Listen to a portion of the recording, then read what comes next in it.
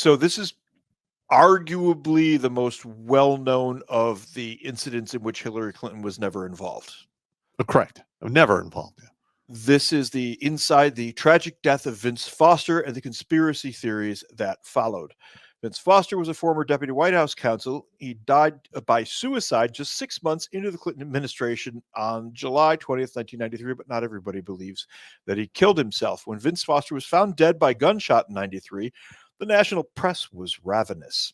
He wasn't just any political player, after all. He was a childhood friend of Bill Clinton, and when he shot himself in the head, he was handling early Clinton administration scandals that involved the FBI. Did you happen to write down how many of those were shot to the head suicides? I did not, but most of the suicides were from gunshot to the head. And alarmingly, many of these suicides by gunshot to the heads were to the back of the head. Several of them were to the back of the head, and a couple of them figure were out multiple shots. We can't even use the blue gun because of YouTube. No, we can't. That's gay. YouTube, it's a plastic training toy. I know. I'm just saying. Anyway, I can't think of a decent way to get. And why would you blow your own face off, by the way? I don't know. Most people won't do that. And some of them had multiple gunshots, and they're still saying it's a suicide. Correct. Yeah. I have seen dudes or human beings take shots to the gray matter and the central nervous system. And you get hit one time, it's like you watch a light switch go off and they literally just turn off and ragdoll. They ragdoll out. Boop. It's not like in the movies where they roll around on the ground. Yeah, and it's like the center line, the center line here to about right here. And anywhere 3 or 4 inches off the center line, it's a guaranteed kill. Yeah. And if you hit on that center line, you just shut down and that's it. I saw that once or twice. And when I worked sniper work, we were shoot to, there's a little window right here. The T. You hit this, non-reflex kill, meaning they instantly shut off, turn into a ragdoll. Yeah. They're done. Yeah, that's it. There's no way you're gonna crack off 2 or 3 rounds since you're thinking meat. It's just not gonna happen unless it's automatic fire, and you just pull the trigger and shit happens. That didn't happen in any of these instances. We're gonna go through them, and you're gonna see how terrifying this is. So, Travelgate became the administration's first public ethics scandal when 7 people in the White House travel office were fired for receiving illegal kickbacks from the press corps. Say it ain't so. No. Those people were probably fired because they were sloppy, got caught, and or did something to displease the Clintons. It ballooned when the FBI got involved and rumors spread that the Clintons planned to replace travel office employees with their friends. That's odd. Why would somebody do that? Yeah, who knew? When he died, Foster was also confronting the Whitewater scandal, which accused the Clintons of real estate fraud. Independent counsel Kenneth Starr took over the investigation to all these scandals, including Foster's death, and his report has left conspiracy theorists with plenty to work with. On the Whitewater scandal, the documents for that were in the federal building in Oklahoma that McVeigh blew up. How convenient. Here's the thing. After having watched the Whitmer snatch debacle, nobody wants to watch Whitmer. Don't make me say that again. We know that the FBI steers these guys into doing these things. So my theory on McVeigh has revised slightly. He was a nut and he was going to do this, but what happened was the FBI picked his target for him. You're saying that an alphabet agency steered him possibly into... Theoretically, hypothetically. Well, in a strange world. There are a lot of coincidences with it. I believe we covered this in a show. I think we did. Yeah, about how on that day a bunch of people, it's just like 9/11, on that day a bunch of people weren't in the building. It's my revised theory is McVeigh was already a loony who was looking to blow something up and the FBI chose his target. Could be. That's my current working revised theory. All right. Now, but here's the thing though, is the alphabet agencies, at least from what I know, do not have psychics. I mean, I never encountered anything like that, and I was pretty far down the rabbit hole. Well, they got rid of the Stargate program, so who knows? But my thing is this: it's pretty goddamn scary when you look at the amount of people who are in the wake of this family and how everyone just looked the other fucking way for decades. It looks like a lot of people look the other way for fear of winding up on a park bench I know, but or here's a hotel bathroom floor. you have to. This is unacceptable.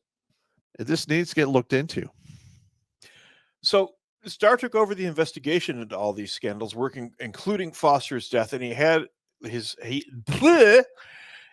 report had left conspiracy theorists with plenty to work with. Ultimately, questions circulated around Foster's death from the beginning, namely whether overwhelming political pressure took a tragic toll, or some believe that Vince Foster simply knew too much. I worked like really hard this weekend, so my body is still worn out. I understand. Don't worry about I'm it. having jaw motor problems. Internal monologue coming out. No. All right. We don't care where he was born. Sorry. We don't. I live with my grandparents in a modest little house across from Vince Foster's nice big white brick house, Clinton recalled, later adding that Foster was kind to me and never lorded it over me in the way that so many older boys did with younger ones. So they knew each other. Foster and the Clintons had a previous intimate is the wrong relationship, but like when you know a kid from your young childhood, Yeah. that's like a brother. exactly. I mean, I have several friends that I've known since they were 6 or 8 years old that are the equivalent of my blood brothers. I have cousins that I see only like every couple of years or so, but because we were bonded at the hip when we were like 5, we just pick right back up where we were. At Hope High School, Foster headed the student council with Clinton's future chief of staff Mac McClarty serving as vice president. He graduated with a bachelor in psychology in '67 before enrolling at the Arkansas School of Law. That's a lot of people coming out of Arkansas in the power circle. Yeah, I didn't expect that. Foster excelled as an Arkansas attorney. Bill Clinton became the state attorney general and served 2 terms as the governor. That's when the whole Whitewater thing happened. It was Foster who hired Hillary Clinton as the first female associate at Rose Law Firm. Bill Clinton made him deputy White House counsel upon being elected. There's a lot of going on here. Yep. There was trouble early on in the administration. The Whitewater scandal about a series of real estate investments that the Clintons made while Bill was governor of Arkansas followed the Clintons from the campaign trail to the White House. This goes on and on. We're not going to read the whole thing. I am not going to read that. Let's get to how did Vince Foster die? In the 6 short months following Clinton's assuming office, Foster's failures had riddled him with stress and guilt, usually demure, which is like nice and gentle fellow. He shouted at his boss and broke down crying in front of his wife 4 days before he died. He mentioned resigning from his post, describing his work as a grind. In '93, Foster couldn't sleep and barely ate. He told his sister he was depressed and took her advice about calling a psychiatrist, despite fears that it would jeopardize his security clearance. You go to a shrink when you've got a security clearance, especially one of the high ones. It's gonna cause problems. Yeah, you're getting suspended at least. Minimum. You're getting suspended at least. When he was met by an answering machine, he got his Arkansas doctor to prescribe him antidepressants. So he did an end run around that. A few days later, July 20th, '93, he was found dead of a gunshot wound to the head in Fort Marcy Park, Virginia. U.S. Park Police noted that Foster was holding a pistol and his hand was covered in gunshot residue. Guess what, kiddies? That's really not that hard to do if you know what you're doing. The FBI, Justice Department, and independent counsel Robert Fisk investigated Foster's death and agreed with Park Police. Well, Kenneth Starr's '97 report did too. It included details that have troubled conspiracy theorists ever since. Basically, look, if these guys that they know what they're doing, they want to make you look like you shot yourself, it's going to look like you shot yourself. That's right. And here's the bad part. Is there are people on staff who are willing to do this kind of shit. Yeah. And that's kind of creepy in I myself, I can never do this. I can't even lie effectively. Yeah. I'm no good at that either. Ask my wife. Yeah. She'll tell you you're shit at lying. I'm just not. I mean, it's one thing if you're doing it on a war zone and they're enemy combatants and they have guns, they're shooting at you. That's one thing.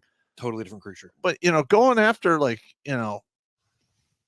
just straight up civilians because of some bullshit, that's about as evil as you get. So I have a theory that I'd like to bounce off you because I'm the radio guy. Okay. Most guns are registered, especially in places like Virginia and DC. Okay. Fair enough. Yeah. Which means that it's on file somewhere, the patterns. If you had the resources, like you're the federal government or an alphabet agency, could you mill a barrel to match that, shoot a guy with it, and then take his gun, put it in his hand, pull the trigger in a random direction, and have it look like he had shot himself because the bullet would match the gun? Theoretically, would that be in the realm? It's really hard to copy actual ballistic marks on the bullet. It's virtually impossible. If it was close enough and they could pay the forensic guy. Well, there's always a way to grease the skids. Yeah. There's always a way to grease the skids. I don't know. Maybe I'm being too elaborate about it. Well, they can get them if they want you dead, you're toast. Well, I mean, the gunshot residue is really easy. You literally take a pistol with the same ammunition that was in this individual's gun. Mm-hmm. You put a handkerchief over it, squeeze off a mag, let all the residue hit the handkerchief, put it in a plastic bag. You do what you got to do. You take that handkerchief out, you blot it all over his hand, and now he has gunshot residue with the exact same chemical signature of the bullets that are in the gun. It's crazy. I'm an evil genius. It's crazy. I can't help. I don't know any of that stuff. I know. It scares me that I know this. Yeah. I don't know how I know the last 5 days dinking with radios, but I don't know how to do I mean, I write novels about a guy who hunts and kills people. I mean, it's pretty twisted. There you go. At least I'm focusing it in a positive direction. Just don't focus that thing at me, man. No, I'm done with that shit, man. Great phrasing.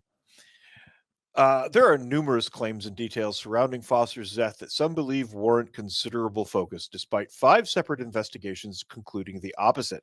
While Foster's prints were absent from the .38 caliber revolver, found in his hand, for instance, Starr's report explained that this isn't uncommon with guns of that kind, as the coarseness of their handles don't retain fingerprints. Bullshit.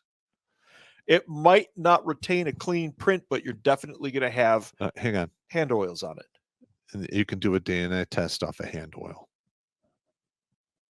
You can. At least back. I don't know if they could do it back then, but in current year, you get a partial. Yeah.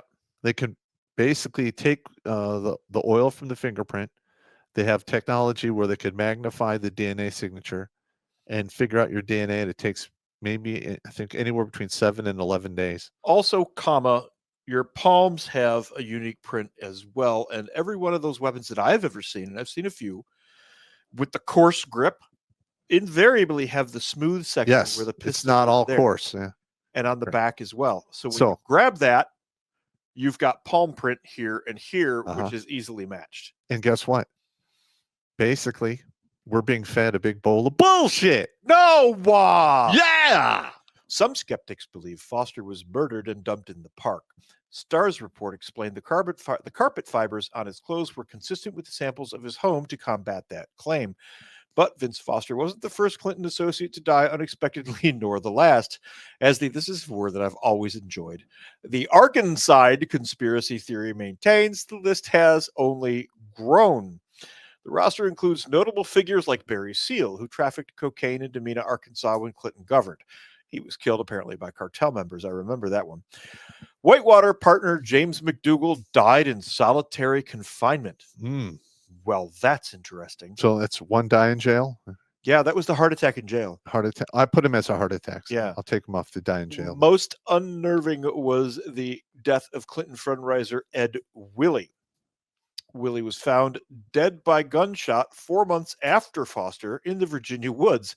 He died on the same day that his wife, Kathleen Willie, revealed that Bill Clinton had groped her during a White House visit. In the end, despite 3 years of investigations and alternate theories of murder, Starr ruled Vince Foster's death a suicide. He exonerated the Clintons of any involvement, as well as cleared them of wrongdoing, Whitewater, and travel. This is the most familiar pattern. Watch Grunt Speak live every Tuesday and Thursday at 8 p.m. Eastern. And if you want to join Pop for Supporter Sundays, go to redonkulous.com/donate and make a monthly pledge. A link is in the Meat Caser box.